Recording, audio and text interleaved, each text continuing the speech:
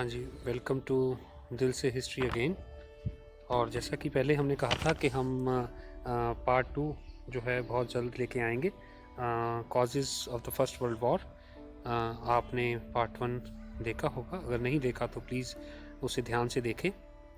तो पार्ट 2 शुरू करते हुए हम बात करेंगे जहाँ से हमने छोड़ा था, ट्रिपल अलाइंस से। हमने ड्यूल अलाइंस कर लिया था, यानी द्विपक्षीय समझौता कर लिया था। अब हम त्रिपक्षीय समझौता, या पंजाबी में जिसे कहते हैं त्रैपक्षी गठजोड़ जिसे हैं, उससे हम शुरुआत करेंगे। सो द ट्रिपल अलाइंस, जैसा कि आप स्क्रीन पर देख पा रहे हैं, 1882 में हुआ। इसमें जर्मनी, ऑस्ट्रिया जो ड्यूल अलाइंस में भी शामिल थे वो भी थे, और इसके साथ साथ इनके साथ शामिल हुआ इटली, जो तीसरा पार्टनर बना। इसीलिए इसे हम ट्रिपल अलाइंस भी कहते हैं। सो ट्रिपल अलाइंस में हम देखते हैं Germany, Austria Hungary and Italy शामिल हुए। और क्योंकि फ्रांस को आइसोलेट करना था बिस्मार्क ने, दैट्स वाई इस ट्रिपल अलाइंस की जो है वो शुरुआत की गई। और अगर आप देखें तो इटली को इससे क्या हुआ, जो है एक नेशनल सिक्योरिटी प्राप्त हुई। और बिस्मार्क जो था उसे इससे क्या प्राप्त हुआ कि उसने फ्रांस को आइसोलेट करने में वो कामयाब हुआ और एक कंट्री उसके साथ हो गई। एंड इटली ने ये कहा कि अगर ब्रिटेन कोई हमला करता है किसी भी कंट्री पर तो वो इसमें उसके खिलाफ कोई एक्शन नहीं लेगा, और ऑस्ट्रिया हंगरी के खिलाफ भी उसने कोई गारंटी जो है ऐसी हेल्प करने की गारंटी नहीं दी। सो कुछ सर्टन शर्तों पर, कुछ सर्टन कंडीशंस पर ये जो है ट्रिपल अलाइंस किया गया 1882 में। बहुत इंपॉर्टेंट अलाइंस है between Germany, Austria Hungary and Italy. आगे बढ़ते हैं, इसमें हम बात करते हैं री एश्योरेंस ट्रीटी। सो रशिया की हेल्प के बिना जो है फ्रांस को आइसोलेट करना बहुत मुश्किल था, क्योंकि बिस्मार्क एक खिलाड़ी है, एक शतरंज का खिलाड़ी जैसे अपनी चाल पहले ही सोच कर चलता है। तो उसने क्या किया कि 1887 में एक री इंश्योरेंस ट्रीटी जो है वो की रशिया के साथ। सो इसमें उसने क्या किया कि the nation could still be encircled by France and Russia. So there was no guarantee of good help. Both Austria and Italy did not boast strong armies, because उसको पता था कि ऑस्ट्रिया हंगरी और इटली के पास बहुत ज़्यादा strong armies नहीं हैं, लेकिन रशिया के पास बहुत ज़्यादा बड़ी संख्या में आर्मी है, लेकिन वो उतनी डिसिप्लिन नहीं है। इसीलिए उसे जो है उस पर थोड़ा सा डाउट था। लेकिन आप ये देखिए कि अगर फॉर एग्ज़ाम्पल हम ले कि नेपोलियन बोनापार्ट की जो मुहिम थी, मॉस्को मुहिम, उसमें उसे बहुत करारी शिकस्त, हार का सामना करना पड़ा था, क्योंकि उस समय जो है हालात इस तरह के हो गए थे। So therefore the reinsurance treaty इन 1887 उसने जो है कंक्लूड की between Russia and Germany. So they would remain neutral if attacked by France और ऑस्ट्रिया। तो वो न्यूट्रल रहेंगे, ये भी हुआ, डिसाइड हुआ कि अगर फ्रांस एंड ऑस्ट्रिया के तरफ से हमला होता है। और Germany would concentrate on the West while Russia could work on Balkan, preventing confrontation. So एक दूसरे से कोई भी झगड़ा, कोई भी ऐसी सिचुएशन, क्रिटिकल सिचुएशन क्रिएट ना हो, इसलिए ये संधि की गई। और इस ट्रीटी के जो है होने के बाद जो जर्मनी है वो पश्चिम की तरफ और रशिया जो है बाल्कन की तरफ जो है अपना ध्यान अब लगा सकता था। सो आगे बढ़ते हैं, उसमें हम बात करेंगे द चेंजिंग एटमॉस्फेयर। क्योंकि बहुत सारी सीक्रेट ट्रीटीज, सीक्रेट अलाइंसेज जो है हो चुके थे, although the terms were not shared, still gave rise to suspicion between nations। क्योंकि एक शक की स्थिति जो है उभर के आ गई थी, क्योंकि किसी को किसी भी समझौते की जो संधियों की शर्तों का आइडिया नहीं था। तो जब तक आपको पता नहीं कि ये कैसे की गई हैं, किसके विरुद्ध की गई हैं और किसके फेवर में हैं, तो मन में एक शक जो है वो नेचुरली, ऑब्वियसली आएगा ही आएगा। So Bismarck was the one smart enough to hold the threads together। Bismarck इतना शातिर था कि वो सारे धागों को बहुत सही तरीके से संभाल सकता था। लेकिन जैसे ही केसर विलियम सेकंड गद्दी पर बैठे, वो रशिया से हेट करते थे। He hated Russia and was envious of Bismarck's achievements. उनको बिस्मार्क के अचीवमेंट्स जो की प्राप्तियाँ थी उस पर भी ज़्यादा कोई विश्वास नहीं था।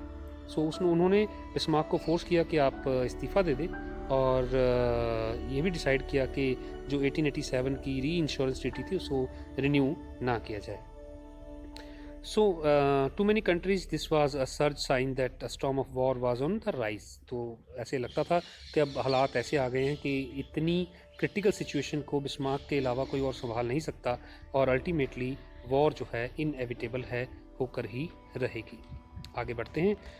The Franco Russian alliance 1894। जैसे ही बिस्मार्क इस्तीफ़ा देता है, गद्दी छोड़ता है, वैसे ही जो है 1894 में हम देखते हैं कि जो फ्रांस जिसे वो आइसोलेट करना चाहता था, अब वो दूसरे देशों के साथ संधि कर रहा है, क्योंकि विलियम सेकंड ने जो है रशिया से री इंश्योरेंस ट्रीटी को रिन्यू करने से मना कर दिया था।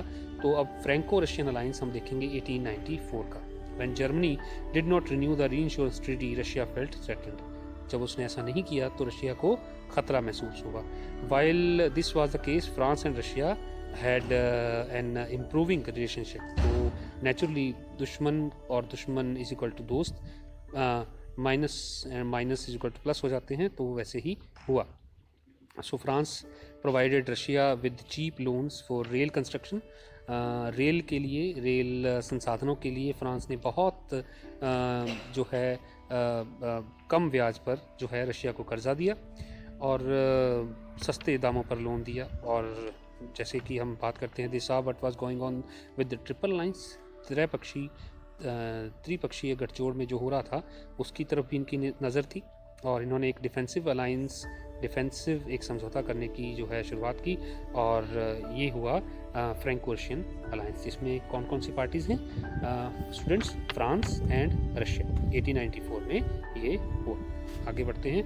The splendid isolation. Britain had their focus mostly on oversea empire. अब देखिए, ब्रिटेन का जो ध्यान है वो उसकी कॉलोनीज़ पर है, जो एशिया में हैं, जो अफ्रीका में हैं, जो डिफरेंट पार्ट्स में हैं। जैसा कि आप देख पा रहे हैं, रेड मार्क आपको दिख रहे हैं, वो इंग्लैंड की कॉलोनीज़ हैं। तो वो जो है 19वीं सेंचुरी तक उसने अंत तक कोई भी फॉर्मल लाइंस नहीं किया। और अफ्रीकन कन्फ्लिक्ट्स जो उसके हुए जर्मनी के साथ, जैसे फॉर एग्जांपल हमने दिया है द बोर वॉर हुई, तो इसने इसको रिजॉल्व करने की कोशिश की और जर्मनी के साथ इसके रिलेशन जो थे वो अच्छे करने की कोशिश की, पर ऐसा सब कुछ अच्छा नहीं चला। और विलियम सेकंड जो था उसकी पॉलिसी डिफरेंट थी। जो जर्मनी के बादशाह थे विलियम सेकंड, तो उन्होंने जो है एक्सपेंशन की पॉलिसी, एक्सपेंशनिज्म जो है उसको फॉलो किया और इसके साथ ही हम देखते हैं कि सिचुएशन वर्ल्ड की क्रिटिकल हो गई और थोड़ी बड़ा सिनेरियो जो है वो बहुत चेंज हो गई। आगे बढ़ते हैं। Britain's growing involvement. तो seeing how conflicts with European power was inevitable, भाई होना ही था, तो ब्रिटेन स्टार्टेड मेकिंग ट्रीटीज़। तो अगर उसको लगा कि अब तो युद्ध होएगा ही होएगा, तो दैट्स वाई उसने ट्रीटीज़, जो संधियाँ, समझौते करने शुरू कर दिए ब्रिटेन ने भी। तो ट्रीटी विद जापान 1902 में सबसे इंपॉर्टेंट उसने एक एशियन कंट्री के साथ जो है वो ट्रीटी की, जिसे हम ट्रीटी विद जापान कहते हैं। जापान दैट टाइम बहुत पावरफुल कंट्री है। अगर जापान की आप बात करें तो अगर हम आगे देखेंगे तो 1904 एंड 5 में रूसो जापानीज़ वॉर होती है, जिसमें जापान जैसी एक छोटी कंट्री रशिया जैसी बहुत महान और बड़ी कंट्री को हरा देती है। तो ये अपने आप में ही एक जापान ने सिद्ध किया कि उससे बड़ी एशिया में ताकत कोई नहीं है उस समय। सो उसकी जो ब्रिटेन की जो एशिया में कॉलोनीज़ थी उनकी रक्षा के लिए जापान का उसके साथ होना एक बहुत ही महत्वपूर्ण कदम था जो उसने उठाया ब्रिटेन ने। उसके बाद आगे बढ़ते हैं। Germany, both were monarchy. तो जर्मनी में तो आप देखते हैं, इसमें हम देखते हैं जर्मनी में मोनार्की है। विलियम सेकंड जो है एंड विलियम सेकंड जो था वो क्वीन विक्टोरिया का ग्रैंडसन था। अब इसमें हम क्या दिखा रहे हैं आपको इस स्लाइड में है कि इंग्लैंड और जर्मनी की शुरुआती दौर में कोई दुश्मनी नहीं थी, क्योंकि विलियम सेकंड जो था वो क्वीन विक्टोरिया जो इंग्लैंड की थी उनका ग्रैंडसन था, और प्रिंस एल्बर्ट जो इंग्लैंड के थे वो जर्मन थे।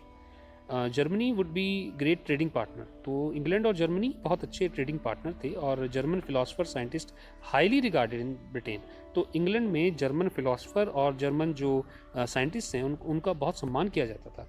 तो अगर आप सिचुएशन देखें तो इस तरह की थी। आगे बढ़ते हैं। Probably not France N unstable Republic, तो फ्रांस का कोई अच्छा हालात नहीं थे। नेपोलियनिक वॉर जो हमने देखी हैं, हमने पढ़ा भी है उनके बारे में, तो नेपोलियनिक वॉर जो है वो अभी बहुत wasn't too far behind, अभी बहुत पीछे नहीं छूटी थी। Both the countries had been through many war against each other। आपको पता ही है ब्रिटेन और फ्रांस की बहुत ज़्यादा युद्ध जो हैं हमने देखे हैं। चाहे हम अगर इंडिया की बात करें तो हम कर्नाटक युद्ध पढ़ते हैं, तो वो भी फ्रांस और इंग्लैंड के बीच ही हुए थे। So France was proven to be a weak military force. The Franco Prussian war हमने देखी है, आपने सबने 1870-71 में जो फ्रेंको प्रशियन वॉर हुई जिसमें फ्रांस की हार हुई, तो वो भी एक वीक मिलिट्री फोर्स की वजह से उसकी हार जो हुई। तो फ्रांस एक बहुत सुपर पावर तो नहीं थी। France was close with Russia, और रशिया का भी कन्फ्लिक्ट जो है ब्रिटेन के साथ इंडिया और चाइना को लेकर चलता आ रहा था। तो सिचुएशन इस तरह की थी कि फ्रांस और रशिया एक दूसरे के साथ थे, पर दोनों ही ब्रिटेन के कहीं ना कहीं उनके साथ उनकी बनती नहीं थी। Russia had an under developed economy, a weak military. जैसे मैंने आपको पहले बताया कि लार्ज मिलिट्री तो है बट वीक मिलिट्री है, डिसिप्लिन्ड नहीं है। France had ambitions with colonies, तो फ्रांस जो था अपनी एम्बिशियस था अपनी कॉलोनीज, अपनी उपनिवेश बढ़ाने के रास्ते पर। आगे बढ़ते हैं। Strangely enough एंतांते क्रोडाइल 1904। सो अभी एक बात मैं आपको बता दूं, अगर हम ड्यूल लाइंस ट्रिपल लाइंस की बात करते हैं तो उनको हम अलाइंसेस कहते हैं, और दूसरी तरफ जो इंग्लैंड, रशिया और फ्रांस के विचकार होता है वो एंतांते ग्रुप जो है वो बनता है। So Britain sided with France and Russia, तो अल्टीमेटली ब्रिटेन जो है, क्योंकि विलियम सेकंड का रवैया कुछ अच्छा नहीं था, तो वो मूव कर गया, टिल्ट कर गया towards France and Russia, mainly due to Germany's relentless naval expansion threatening Britain. So मैंने आपको पहले स्टार्टिंग में बताया था पिछले वीडियो में कि इंग्लैंड जो है अपनी नेवी की तरफ से बहुत पोजेसिव था। अगर आप अपनी नेवी को जो है बढ़ा रहे हो, नेवी को एक्सपेंड कर रहे हो, तो अल्टीमेटली आप ब्रिटेन के दुश्मन हो। और जर्मनी जो है वो अपनी नेवी को बहुत ज़्यादा अब उसकी डेवलपमेंट कर रहा था। दैट्स वाई ब्रिटेन जो है वो किस ग्रुप में शामिल हो गया, वो शामिल हो गया फ्रांस और रशिया के ग्रुप में। फ्रॉम दिस ट्रीटी फ्रांस को क्या प्राप्त हुआ? मोरक्को, जो अफ्रीका की जब हम कहते हैं स्क्वीजिंग ऑफ अफ्रीका, जब हम बात करते हैं तो स्क्वीज़ किया गया जब अफ्रीका को, तो उसमें मोरक्को जो है वो फ्रांस को मिल गया। और Britain got Egypt. So basically उनको बहुत फ़ायदा हुआ। मिस्र जो है वो ब्रिटेन को प्राप्त हुआ। और the international atmosphere shifted, the sides have been chosen. So अपनी अपनी साइड जो हैं वो लोगों ने, कंट्रीज़ ने चूज़ कर ली थी, तो हालात इस तरह के बन गए थे। The Anglo Russian alliance entente, so 1907 में becoming more fearful of Germany, तो saw triple lines as a threat. ये तीन जो त्रिपक्षीय समझौता था उसे एक खतरे के रूप में देखते थे। तो इन्होंने concerned that Austria, Germany were going to take over the Balkan region, so this could take over the Dardanelles, a trade route that accounted for 40% of Russian export। तो उन्हें लगता था कि जो ऑस्ट्रिया और जर्मनी है वो डार्डेनल्स के इलाके पर कब्जा कर लेंगे, जिस रास्ते से रशिया का 40% ट्रेड जो है एक्सपोर्ट होता था, उस रास्ते से होता था। सो क्योंकि वो अपने आप को इकोनॉमिकली अंडर डेवलप्ड मानता था, लार्ज बट वीक आर्मी, उसकी आर्मी बहुत ज़्यादा संख्या में तो थी पर डिसिप्लिन्ड नहीं थी। डिफीटेड इन रूसो जैपनीज वार, मैं आपको पहले बता चुका हूँ कि 1904-05 ईस्वी में वो जापान से हार गया था। सो इसीलिए उसके हालात बहुत अच्छे नहीं थे। Anglo Russian entente was finally formed as Britain grew less fearful of Russia. So आप देखिए कि आप ब्रिटेन के साथ इसका जो एंतांते है, एंग्लो रशियन एंतांते जिसे हम मानते हैं, इंग्लैंड और रशिया की अलाइंस हुआ, तो ये 1907 में एक बहुत बड़ी घटना है विश्व इतिहास में, क्योंकि इसने फिर क्लियर कर दिया कि ग्रुप्स जो है वो बन गए। एक तरफ है जर्मनी, ऑस्ट्रिया हंगरी और इटली, दूसरी तरफ है इंग्लैंड, फ्रांस और रशिया। तो ये फर्स्ट वर्ल्ड वॉर की जो भूमिका है वो ऑलमोस्ट तैयार हो चुकी है। आगे बढ़ते हैं। Increasing armaments in Germany. Germany में हथियारों की जो दौड़ थी, हथियारों का जो इंक्रीज़ हम कह रहे हैं, इंक्रीजिंग जो है वो जर्मनी जो है वो हथियार बहुत बढ़ा रहा था अपने। For the German military was important. Frederick the Great use military to expand Prussia in 18th century. आपने देखा ही है यूनिफिकेशन ऑफ जर्मनी, हमारी एक वीडियो पहले भी आ चुकी है, तो उसमें हमने बताया कि किस प्रकार मिलिट्री के बेस पर प्रशिया ने अपना एम्पायर जो है एक्सपेंड किया। Unification was achieve through 3 wars, हमने देखा, जिसमें डेनमार्क से जो है प्रशिया की डेनमार्क से लड़ाई हुई है, प्रशिया की ऑस्ट्रिया से लड़ाई हुई है, और प्रशिया की वॉर हुई है फ्रांस से। 3 वॉर्स हमने देखी है। Army generals were respected, had to go through academics, no buying positions. So by 20th century the army was very well financed and highly trained. तो बहुत ही अच्छी सिचुएशन में जो था जर्मनी, बट उसके जो 2 पार्टनर थे pending, rest of the partners जो हैं वो अच्छी कंडीशन में नहीं थे। उनमें से कौन था? एक तो था हम बात करते हैं इटली, और सेकंड वन जो है वो कौन है? हमारा जो सेकंड उसका जो पार्टनर है वो है ऑस्ट्रिया। दोनों की जो आर्मी है बहुत बढ़िया नहीं। इंक्रीजिंग आर्मामेंट्स इन जर्मनी, तो बजट जो था जर्मनी का आप देखें वो 50 मिलियन से बढ़ाकर 90 मिलियन जो है वो कर दिया गया था, 90 मिलियन।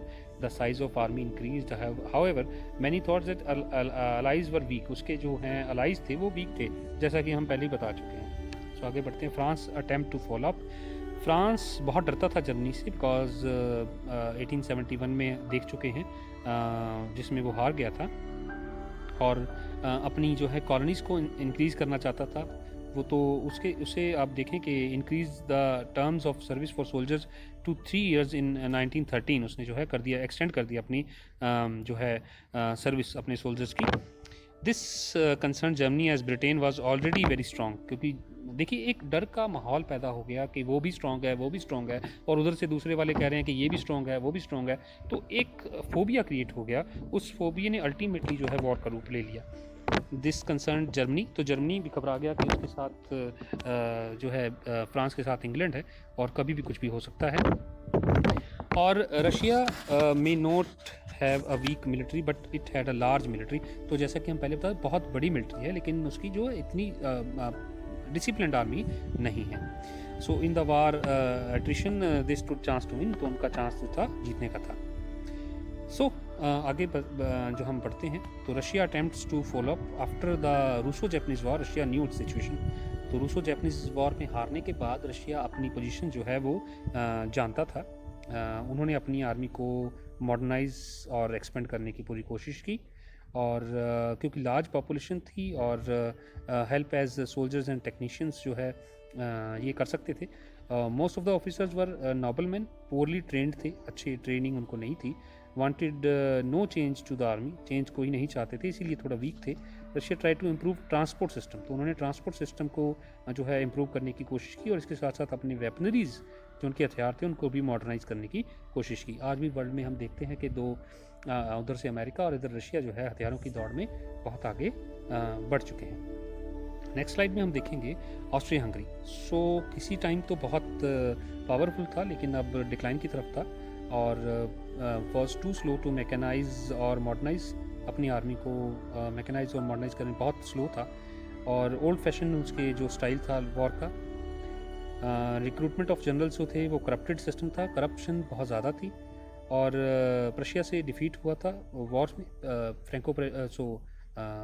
जो ऑस्ट्रो प्रशियन वॉर थी उसमें इसकी हार हुई थी, और they might be able to win smaller Balkan countries but not the super powers of Europe. तो बाल्कन में युद्ध में तो उसकी विजय हमें देखने को मिलती है, लेकिन यूरोप की सुपर पावर के अगेंस्ट उसका जो है स्टांस बहुत मुश्किल जो हमें दिखता है। ब्रिटेन की नेवी बहुत लार्ज थी और आर्मी छोटी थी, और आप देखें कि कोई कंपलसरी सर्विस का इशू नहीं था वहाँ, जो थी ये नहीं थी कि आपने इतनी सर्विस कंपलसरी देनी है आर्मी में, ऐसा कुछ नहीं था।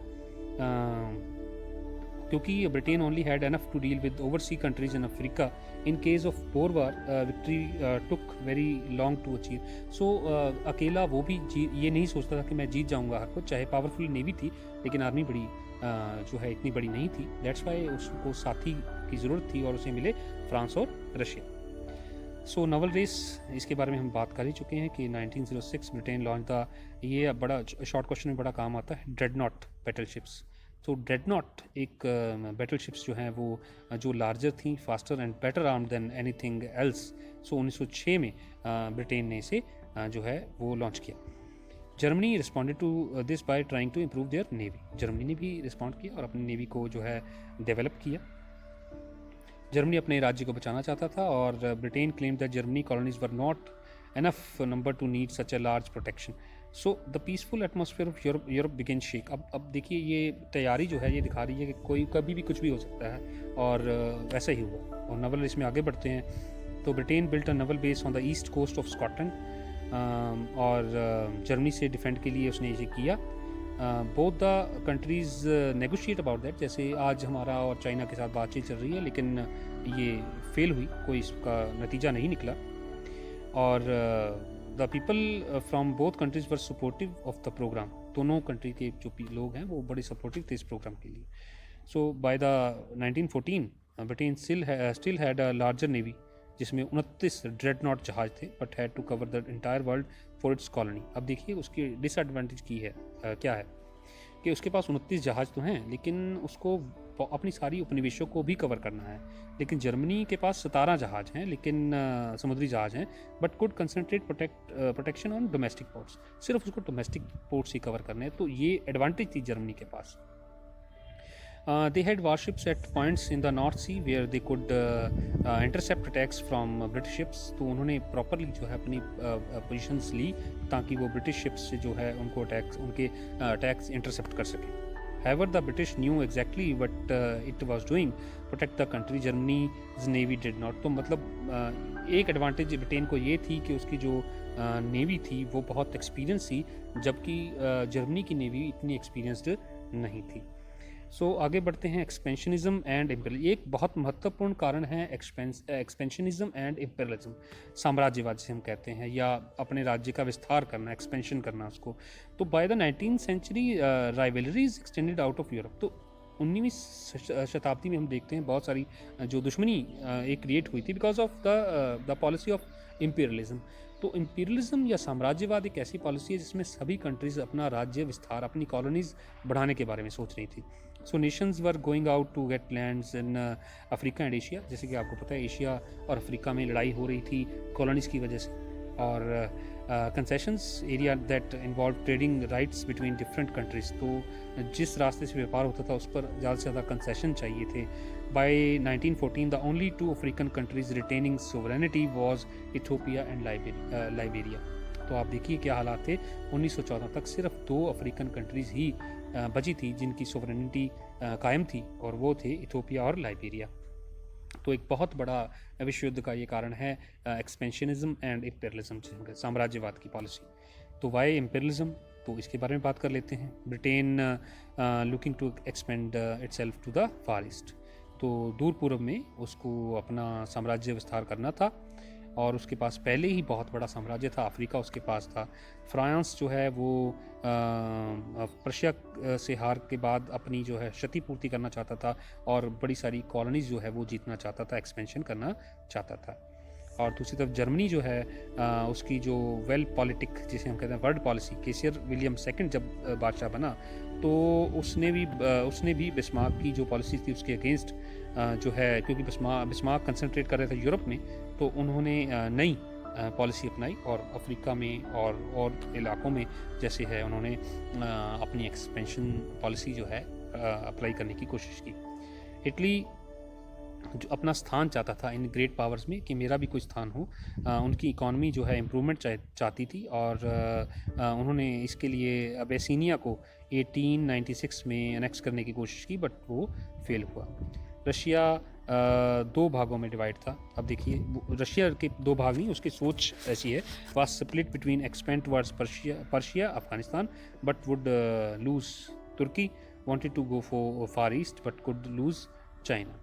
सो हालात कैसे थे कि वो एक्सपेंड करना चाहता था अपने आप को ईरान और अफ़गानिस्तान की तरफ, बट तुर्की खो बैठा और इस तरफ फार ईस्ट में जाना चाहता था, लेकिन चाइना की तरफ से उसको बड़ी मुश्किल जो है उसका सामना करना पड़ा। सो राइजिंग टेंशंस, इनकी एम्बिशंस, इनकी जो चाहते थी उससे बहुत ज़्यादा जो है टेंशन क्रिएट हो गई, और Britain and France claimed their rights for Egypt और Sudan. 1898 soldiers came head to head. Fashoda संकट जो था वो नाइल रिवर के किनारे हुआ था। ऐसा लगता था कि फर्स्ट वर्ल्ड वॉर स्टार्ट हो जाएगी, बट ऐसा नहीं हुआ। फशौडा संकट एक बहुत इंपॉर्टेंट संकट था।